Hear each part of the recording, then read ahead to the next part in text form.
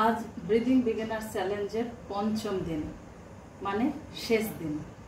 এই দিনে আমরা একটু অ্যাডভান্স টেকনিক শিখব, মানে যা শিখেছি তার থেকেও একটু অ্যাডভান্স টেকনিক।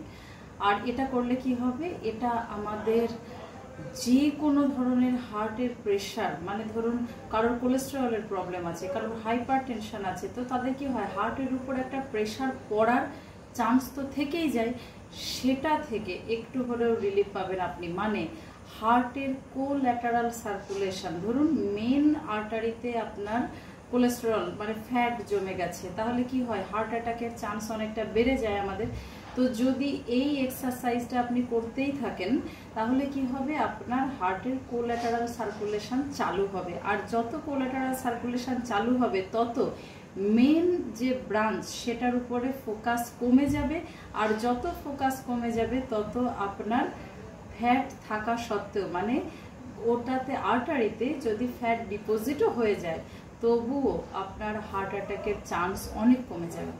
তাহলে কি আজকের টেকনিকটা ভীষণ ইম্পর্টেন্ট, বুঝতেই পারছেন।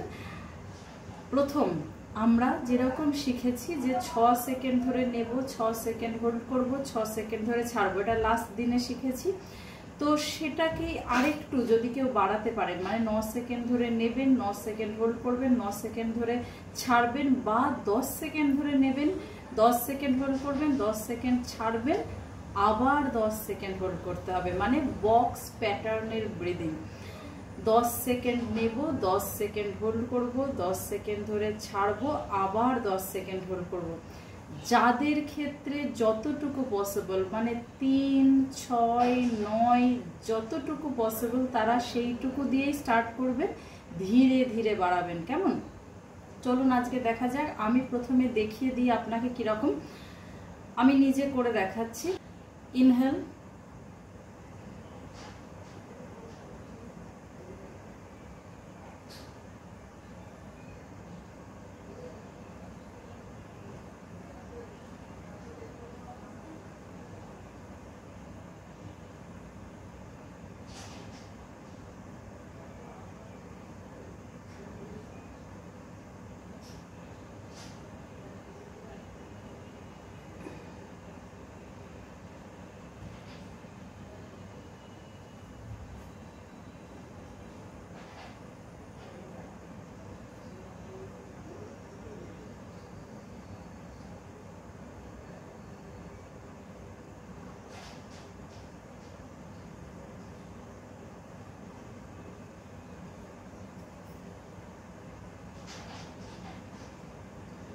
বোঝা গেল? মানে প্রথমে নিলাম 10 সেকেন্ড ধরে, হোল্ড করলাম 10 সেকেন্ড ধরে, ছাড়লাম 10 সেকেন্ড, আবার হোল্ড করলাম। যখন আমি ছাড়ার পরে হোল্ড করব, নেবেন না কিন্তু, পুরোটা ছেড়ে দিয়ে লাংস মানে বায়ু শূন্য হয়ে যাবে, অ্যাবডোমেন ভিতরের দিকে ঢুকে যাবে, পুরো ফোকাসটা পড়বে হার্টের উপরে। তখনই প্রেসারে আপনার কোল্যাটারাল সার্কুলেশন চালু হবে, এবং সেটা একদিনে নয়। অবশ্যই বুঝতে পারছেন যে আজকেই করলাম আজকেই সব হয়ে গেল, এরকম নয়। চলুন শুরু করা যাক, কেমন? আমার সাথে প্র্যাকটিস করুন। আমি কাউন্ট করছি। প্রথমে আমি 6 সেকেন্ড করে নিই যাতে আপনাদেরও সুবিধা হয়, এবং সেটা আস্তে আস্তে আপনারা বাড়াতে পারেন, কারণ এটা বিগিনার্স চ্যালেঞ্জ। চলুন।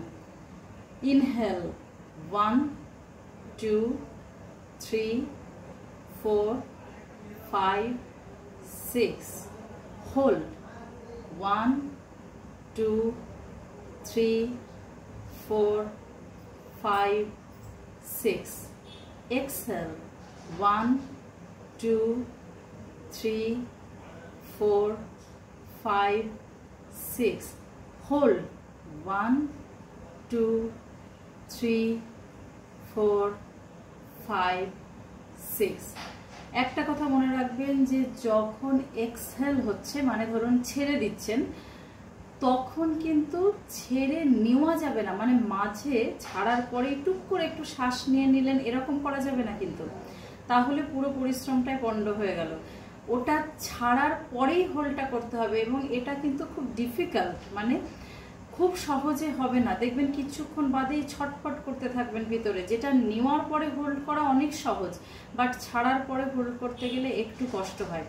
আর পজিশনটা মনে আছে তো সবার?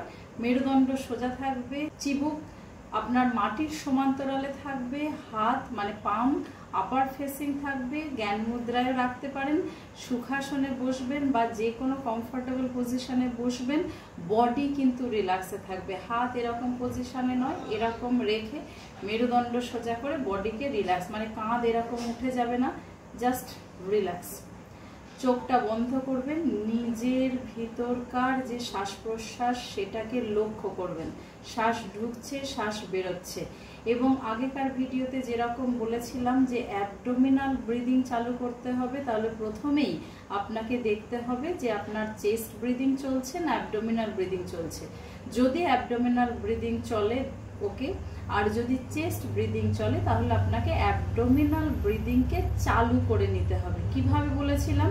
প্রথমে এক্সেল মানে শ্বাস ছাড়ার সাথে সাথে আপনাকে পেটটাকে ঢুকিয়ে দিতে হবে, মানে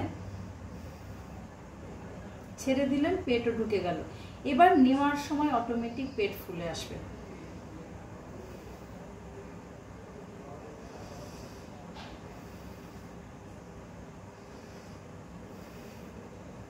চোখটা বন্ধ রেখে কিছুক্ষণ করলেই এটা আপনার অভ্যেসে দাঁড়িয়ে যাবে যে শ্বাস ছাড়ার সাথে সাথে পেট ঢোকানো, শ্বাস নেওয়ার সাথে সাথে পেট ফোলা।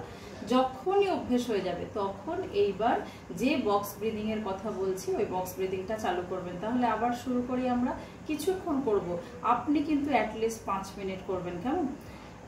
চলুন শুরু করি। Inhale 1 2 3 4 5 6, hold 1 2 3 4 5 6, exhale 1 2 3 4 5 6, hold 1 2 3 4 5 6, inhale 1 2 3 4 5 6, hold 6 5 4 3 2 1, exhale 6 5 4 3 2 1, hold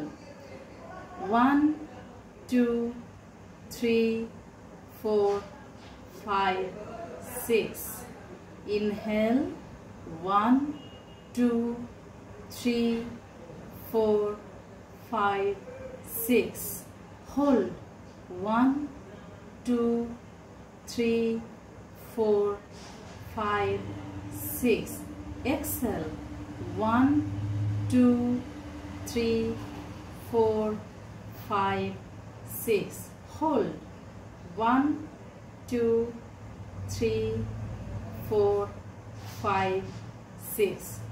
তাহলে বোঝা গেল যে কিভাবে হচ্ছে প্যাটার্নটা।